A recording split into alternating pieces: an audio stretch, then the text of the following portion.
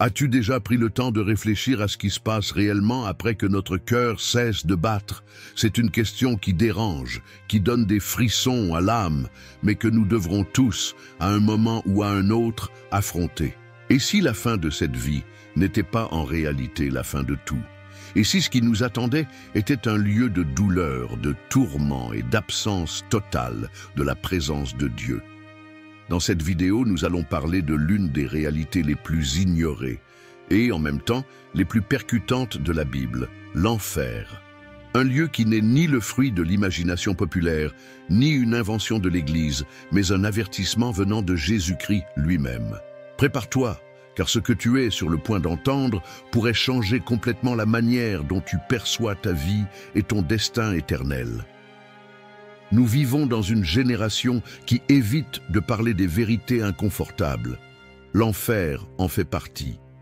Beaucoup préfèrent passer sous silence cette partie de l'Évangile, peut-être par peur d'éloigner les gens ou de sembler alarmistes. Mais cacher la vérité ne nous protège pas d'elle. Au contraire, cela nous rend plus vulnérables. L'enfer ne disparaît pas simplement parce que nous n'aimons pas cette idée. Il reste là, solide, réel, aussi présent dans les Écritures que le ciel. Et l'ignorer pourrait être la plus grande erreur qu'une personne puisse commettre.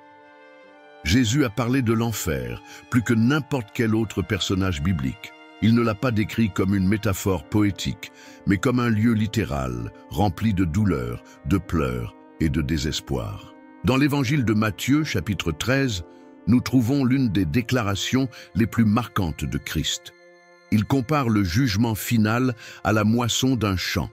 Le blé représente les justes et l'ivraie, ceux qui pratiquent le mal. À la fin des temps, les anges viendront et sépareront ceux qui appartiennent au royaume de ceux qui ont choisi la voie de la méchanceté. Ces derniers seront jetés dans la fournaise ardente. Là, il y aura des pleurs et des grincements de dents. Il ne s'agit pas seulement d'une parabole symbolique, c'est une description objective du destin de ceux qui rejettent Dieu. Si tu as déjà eu des doutes sur ce qui vient après la mort, cette vidéo est un appel à prêter attention. Non pas par peur, mais par amour de la vérité. Ce que tu vas entendre maintenant pourrait être littéralement le message le plus important de ton existence, parce qu'il parle de l'endroit où tu pourrais passer l'éternité. Et l'éternité n'a pas de fin. Il n'y a pas de seconde chance après le dernier souffle. Alors, reste avec moi jusqu'au bout, et si ce message touche ton cœur, partage-le. Cela pourrait être la graine qui sauvera une âme. Et avant d'aller plus loin, je t'invite à t'abonner à la chaîne. Ici, nous parlons de vérités spirituelles profondes, celles que beaucoup évitent, mais que tu as besoin de connaître. En t'abonnant, tu nous aides à diffuser ce message d'alerte et d'espoir à plus de personnes. Active les notifications et partage cette vidéo avec quelqu'un qui a besoin d'entendre la vérité avant qu'il ne soit trop tard. Jésus a été clair en affirmant que l'enfer a été créé, en premier lieu, pour le diable et ses anges rebelles. Cela est écrit dans Matthieu 25, 41, où Christ dit « Éloignez-vous de moi, maudits, allez dans le feu éternel préparé pour le diable et ses anges. » Cette déclaration révèle quelque chose d'important. L'enfer n'était pas le plan originel de Dieu pour les êtres humains. Mais quand l'homme choisit de rejeter Dieu et de suivre son propre chemin de péché, il choisit aussi le destin qui a été tracé pour les anges déchus. L'éternité de l'enfer est un autre point qui doit être souligné. Beaucoup de gens croient que la souffrance en enfer est temporaire ou que nous cesserons simplement d'exister. Mais la Bible détruit ces idées. Dans Matthieu 25, 46, Jésus affirme « Et ceux-ci iront au châtiment éternel, mais les justes à la vie éternelle. » Le même adjectif « éternel » est utilisé pour décrire à la fois le châtiment et la récompense. Cela signifie que l'enfer n'a pas de fin, tout comme le ciel n'en a pas non plus. La souffrance là-bas est continue, sans soulagement, sans repos, sans possibilité d'appel. Des histoires vraies et des expériences de mort imminente renforcent également cette réalité. L'un des témoignages les plus célèbres est celui de Bellois, une femme qui affirme être morte cliniquement et avoir été emmenée par des anges jusqu'aux portes de l'enfer. Elle a décrit des cris horribles, une odeur de chair brûlée et des démons se nourrissant de la douleur de ceux qui étaient là.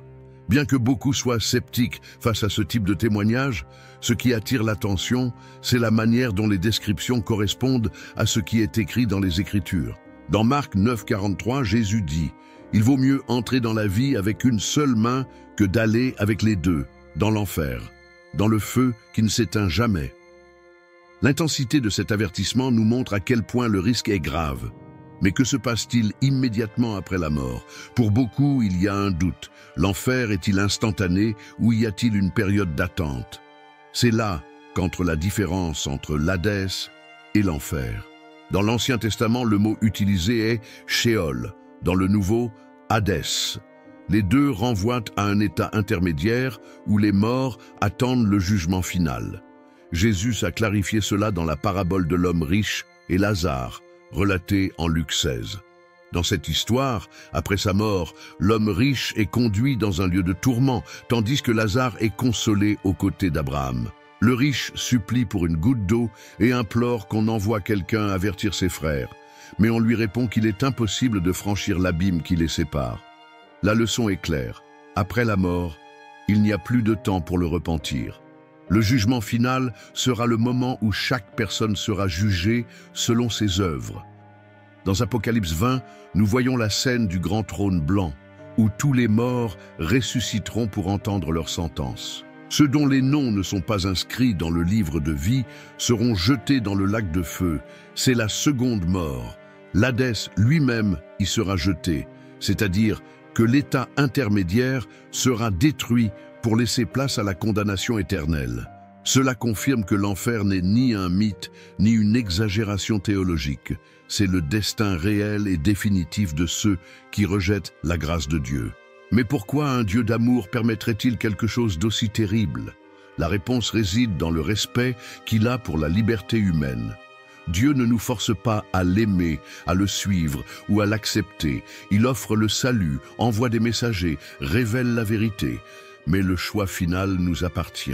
Si quelqu'un décide de vivre sans Dieu, il respecte cette décision. Et vivre sans Dieu dans cette vie n'est que le début de ce que sera l'éternité sans lui. Dans 2 Pierre 3,9, il est écrit « Le Seigneur ne retarde pas l'accomplissement de sa promesse, comme certains le pensent. Au contraire, il fait preuve de patience envers vous, ne voulant qu'aucun ne périsse, mais que tous parviennent à la repentance. » Pourtant, beaucoup persistent à ignorer cet appel. La Bible dit que le chemin vers la vie éternelle est étroit, et peu sont ceux qui le trouvent. Dans Matthieu 7, 13, 14, Jésus avertit « Entrez par la porte étroite, car étroite est la porte, et resserrez le chemin qui mène à la vie, et peu nombreux sont ceux qui le trouvent. » Ce verset est l'un des plus percutants de toute l'Écriture. Il nous montre que la majorité des gens suivent le chemin de la perdition, non pas par manque d'information, mais par choix. Et cela doit nous réveiller. Cette réalité doit nous garder vigilants. Le fait que la majorité marche vers la perdition éternelle ne signifie pas que nous soyons destinés au même sort, mais que nous devons rester attentifs, examiner notre foi, aligner notre vie sur la volonté de Dieu et implorer sa miséricorde. Le message de Jésus sur l'enfer n'était pas une menace vide. C'était un avertissement, un cri d'amour pour que personne n'ait à expérimenter ce destin. Et la bonne nouvelle, c'est qu'il existe une issue. Il y a une sortie, et elle a un nom, Jésus-Christ. Maintenant, réfléchis avec moi. Combien de domaines de notre vie faisons-nous l'objet de planification, d'attention et d'investissement? Nous planifions notre retraite, souscrivons une assurance vie, investissons dans la santé, l'éducation, l'immobilier, la carrière. Mais quand as-tu pris le temps pour la dernière fois de planifier le destin éternel de ton âme? L'enfer est un risque infiniment plus grand que n'importe quel accident, faillite ou maladie. Et pourtant, c'est le plus ignoré. Non pas par manque de preuves ou d'avertissement, mais par négligence spirituelle. C'est comme si nous dormions au milieu d'un incendie, inconscients du danger. Dans 2 Thessaloniciens 1, 9, Paul nous donne l'une des descriptions les plus sombres de la condamnation éternelle. Ils subiront la peine d'une destruction éternelle, bannis de la présence du Seigneur et de la gloire de sa puissance. Fais attention à cette partie, bannis de la présence du Seigneur. C'est peut-être la plus grande douleur de l'enfer. Ce ne sont pas seulement les tourments physiques, les cris, le feu, les grincements de dents, mais l'absence totale de Dieu. Imagine un lieu où il n'y a ni espoir, ni bonté, ni lumière, où l'amour n'existe pas, où la compassion a été retirée, où la paix est impossible. Tout ce qui est bon vient de Dieu. Et en enfer, Dieu se retire complètement. C'est ce qui rend cet endroit absolument insupportable. Jésus renforce cela dans Matthieu 10, 28, en disant « Ne craignez pas ceux qui tuent le corps, mais ne peuvent tuer l'âme. Craignez plutôt celui qui peut faire périr dans l'enfer l'âme et le corps. » Ici, il nous dit que nous devons craindre le jugement de Dieu plus que n'importe quelle menace terrestre. Car ce qui est en jeu, ce n'est pas seulement notre corps physique, mais notre existence éternelle. Aucune souffrance terrestre ne peut se comparer à ce qui nous attend si nous mourons sans Christ. Un autre aspect peu évoqué est qu'il y aura différents degrés de punition en enfer. Cela peut sembler étrange à première vue, mais la Bible elle-même nous révèle ce détail. Dans Luc 12, 47-48, Jésus raconte l'histoire de deux serviteurs, l'un qui connaissait la volonté de son maître mais ne l'a pas suivi, et l'autre qui a fauté par ignorance. Le premier sera puni de nombreux coups, le second de peu. Et Jésus conclut par une phrase puissante. À qui on a beaucoup donné, on demandera beaucoup. Cela montre que Dieu est juste dans son jugement. Il tiendra compte du savoir, des opportunités, des choix conscients. Cela augmente aussi la responsabilité de ceux qui connaissent la vérité et décident pourtant de vivre comme si elle n'existait pas. Et ici intervient une question extrêmement sérieuse. La responsabilité des leaders religieux, des pasteurs, des prédicateurs et des enseignants de la parole. Beaucoup ont abandonné la prédication de la vérité complète. Ils choisissent uniquement les parties plaisantes de l'Évangile, celles qui promettent des bénédictions, la prospérité, la guérison, le succès. Mais ils ignorent les avertissements sur le jugement, la sainteté et l'enfer. Et ainsi, ils ne préparent pas le peuple à ce qui compte vraiment. Dans Matthieu 18, 6, Jésus lance l'un des avertissements les plus sévères de la Bible.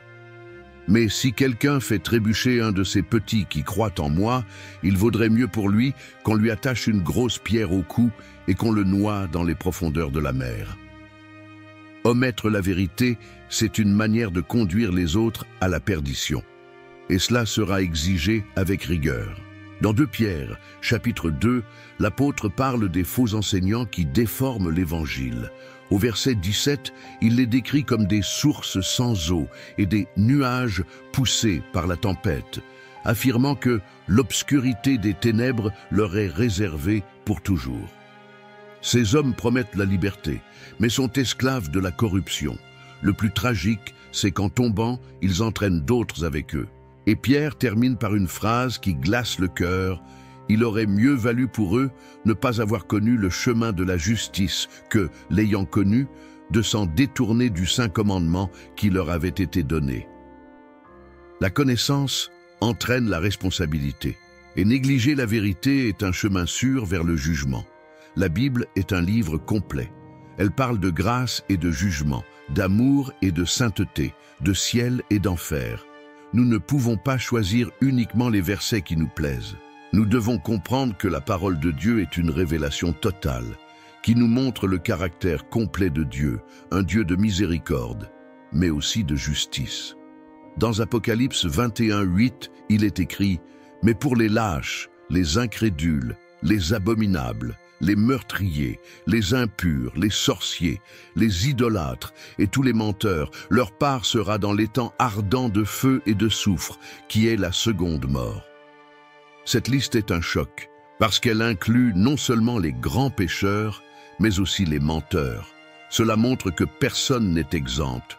Tous doivent se repentir. En revenant à l'histoire de Lazare et de l'homme riche, racontée par Jésus en Luc 16, nous voyons l'une des illustrations les plus vivantes de la réalité de l'enfer. L'homme riche, qui a vécu dans l'abondance mais sans crainte de Dieu, se retrouve après sa mort dans le tourment. Il voit Lazare consolé dans le sein d'Abraham et crie pour obtenir de l'aide. Mais il est trop tard. Il y a un abîme infranchissable entre eux. Ce qui est le plus touchant, c'est quand il supplie pour que quelqu'un aille avertir ses frères, afin qu'ils ne finissent pas au même endroit. Et la réponse est claire, ils ont Moïse et les prophètes, qu'ils les écoutent. Autrement dit, la parole a déjà été donnée. Le temps de décider, c'est maintenant. Et qu'est-ce que l'enfer dans sa forme finale? Apocalypse 20 appelle cet endroit l'étang de feu. C'est la destination ultime après le jugement devant le grand trône blanc. Tous les morts seront ressuscités, les livres seront ouverts et chacun sera jugé selon ses œuvres. Ceux dont les noms ne sont pas écrits dans le livre de vie seront jetés dans l'étang de feu. C'est le point de non-retour, la seconde mort, la séparation définitive de Dieu, un lieu où la présence du Créateur n'atteint plus. Mais il y a un espoir, et cet espoir est au cœur de l'Évangile, Jésus-Christ. Il est venu dans le monde, a vécu sans péché, est mort à notre place et est ressuscité pour nous garantir la victoire sur l'enfer. Dans 2 Corinthiens 5, 21, il est écrit « Celui qui n'a pas connu le péché, Dieu l'a fait pécher pour nous, afin que nous devenions en lui justice de Dieu. » Le salut est un don, pas un mérite. Il est disponible pour quiconque croit, confesse et se donne. Romains 10, 9 affirme « Si tu confesses de ta bouche que Jésus est Seigneur, et si tu crois dans ton cœur que Dieu l'a ressuscité d'entre les morts, tu seras sauvé. » C'est simple, c'est direct, c'est puissant, et c'est à ta portée maintenant. Peu importe ton passé, tes erreurs, tes chutes, la miséricorde de Dieu est plus grande, et il t'appelle en ce moment. Si aujourd'hui tu as entendu ce message et ressenti le toucher du Saint-Esprit, n'endurcis pas ton cœur. Repens-toi maintenant. Remets ta vie à Jésus. Il est le seul chemin qui mène à la vie éternelle. Il n'y a pas de salut en dehors de lui. Prie, cherche, crie, et il écoutera. Car même si l'enfer est réel, le salut l'est aussi. Et il est disponible aujourd'hui, maintenant. Ne remets pas à plus tard. Décide-toi pour Christ tant qu'il est encore temps, parce que ce qui est en jeu est éternel.